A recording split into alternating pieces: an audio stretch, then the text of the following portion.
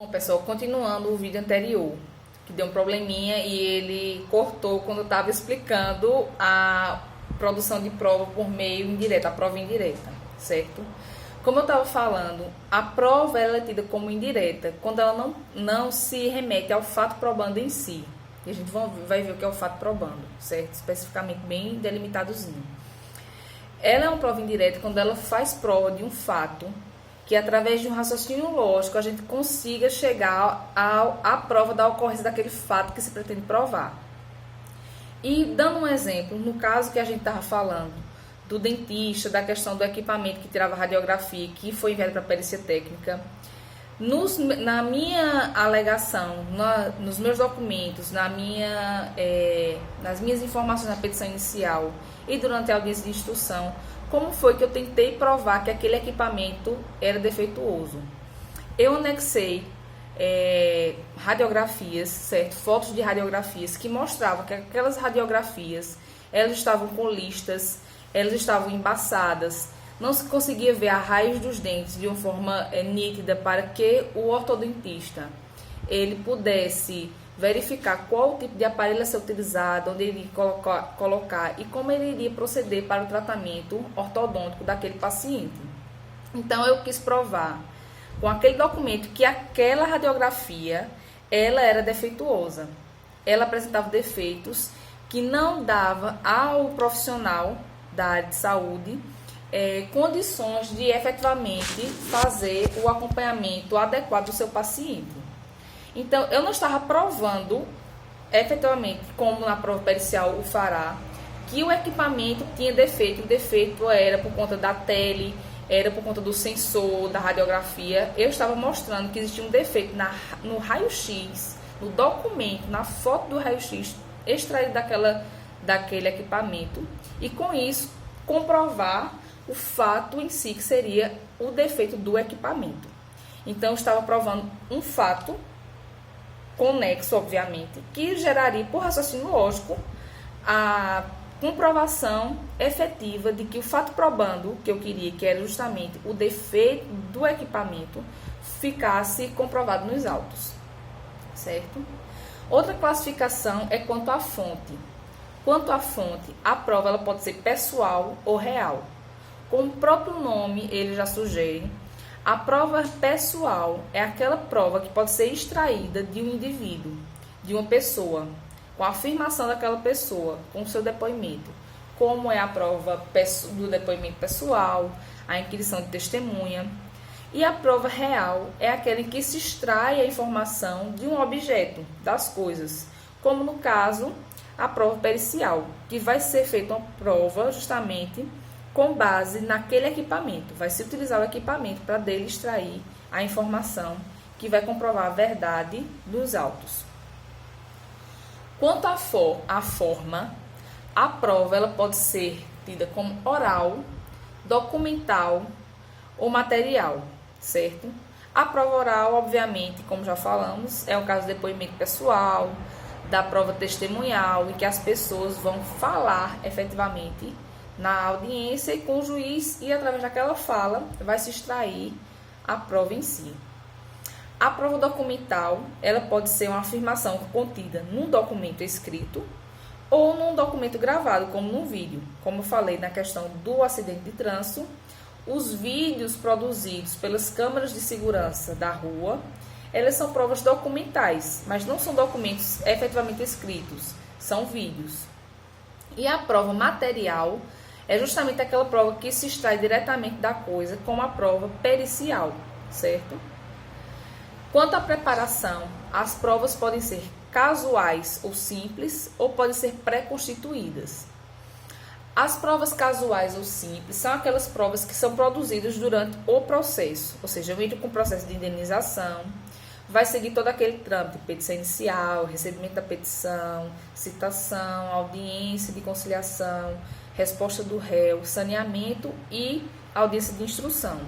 É a prova justamente produzida durante todo esse trâmite, né, que tem as provas documentais, que são anexadas na petição inicial e contestação, e também tem as provas produzidas durante a audiência de instrução. Então, essas provas que são produzidas no bojo do processo, do andamento do processo, Elas são as provas tidas como casuais ou simples. E temos as provas pré-constituídas. O que são as provas pré-constituídas? São aquelas provas que a gente procura produzir antes de entrar com o processo. A gente já chega com aquela prova pronta. E temos casos justamente daquele que nós vamos ver, que existe um procedimento de produção antecipada de provas. Essas provas que são produzidas antecipadamente, antes de se entrar com o processo efetivamente, são as provas que são pré-constituídas, não são aquelas provas produzidas efetivamente no decorrer daquele processo judicial, certo? E o que é uma prova composta?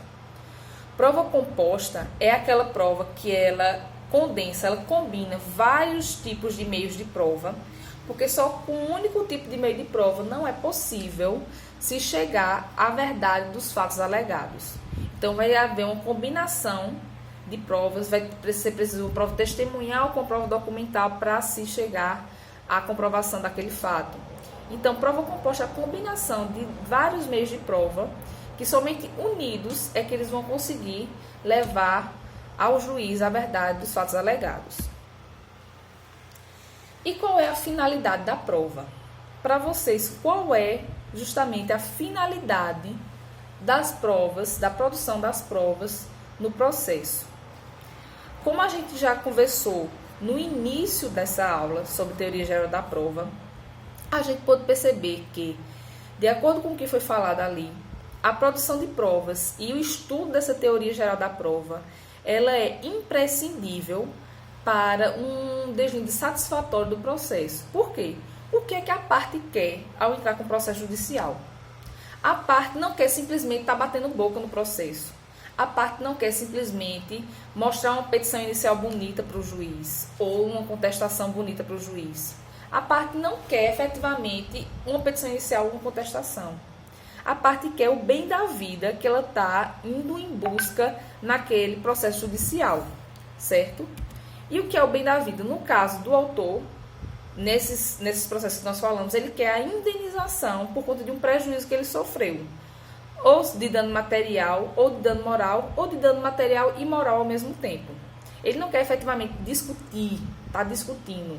Ele quer efetivamente o dinheiro que ele gastou com aquele equipamento defeituoso e também que seja ressarcido pelos inconvenientes que sofreu, pelos danos extrapatrimoniais que sofreu durante o processamento e as inconveniências do dano material, certo? Do prejuízo material. Então, é isso que ele quer o bem da vida, né? E como é que ele vai conseguir esse bem da vida? Será que se eu tivesse entrado com uma petição e dito apenas, o autor, ele quer ser indenizado de forma corrigida no valor do equipamento que ele comprou, porque o equipamento deu defeito e ele não conseguiu levar à frente sua clínica de radiologia na cidade tal, teve que fechar a clínica e por conta disso ele sofreu um dano patrimonial e extrapatrimonial por conta da situação vexatória pela qual ele passou em frente aos demais colegas de profissão, né, os demais dentistas que recebiam a documentação com falhas, com erros, as radiografias que não serviam, eram inservíveis para que se fizesse uma documentação ortodôntica dos pacientes, e com isso ele sofreu danos morais. Será que se eu tivesse apenas colocado isso na petição inicial e não tivesse trazido provas, com as provas documentais dos raios-x defeituosos, com depoimentos assinados e também testemunhais de que efetivamente ele, como era uma casa alugada, ele devolveu a casa à proprietária naquele período em que eu efetivamente disse que ele tinha fechado a clínica? Será que se eu não tivesse mostrado declaração dos colegas dele dentistas dizendo que efetivamente tinham cancelado o envio de seus pacientes para a clínica dele porque as radiografias não estavam vindo de acordo com o que era necessário para fazer a documentação ortodôntica, eu teria conseguido levar à frente esse processo? Será que o juiz não teria olhado para a minha petição e dito, você está falando, não está provando nada, né? Então, a prova, ela é um elemento fundamental para que a parte, no caso o autor, consiga aquilo que ele deseja no processo, que é o bem da vida. é praticamente impossível um autor conseguir o que ele pretende na sua petição inicial se ele não provar os fatos que estão alegados. Tanto é que quando a gente conversou sobre revelia, nós vimos que, não obstante o réu ser revel, certo? Que a revelia, nós vimos que um dos efeitos da revelia é a confissão dos fatos alegados na petição inicial. Não obstante o réu ser revel, se o juiz verificar que as alegações de fato na petição inicial se contradizem com o que está se comprovado nos autos do processo, o juiz ele pode afastar esse efeito de confissão e efetivamente determinar a produção de provas. Então a gente vê com isso que a produção de provas ela é uma etapa fundamental, se não a mais importante, do deslinde do processo nessa fase que estamos falando que é do processo de conhecimento, para que efetivamente, no caso do autor que estamos falando, que ele consiga uma sentença favorável à sua pretensão. E no caso do réu, a prova é fundamental para que ele consiga se livrar de uma sentença negativa, que o condene a uma indenização. No caso falado, quando a gente falou do acidente de trânsito, se o réu não tivesse a gravação das câmeras de segurança da rua, se ele não tivesse o boletim de ocorrência da CTTU, se ele não tivesse todos esses elementos, ele não conseguiria ter comprovado os fatos alegados na sua defesa e, consequentemente, provavelmente teria uma sentença contrária a si e seria condenado a indenizar o autor pelos fatos alegados na demanda inicial. Então, no frigir dos ovos, qual é a finalidade da prova? Eu trouxe uma frase no slide de vocês, que é de Vicente Greco Filho,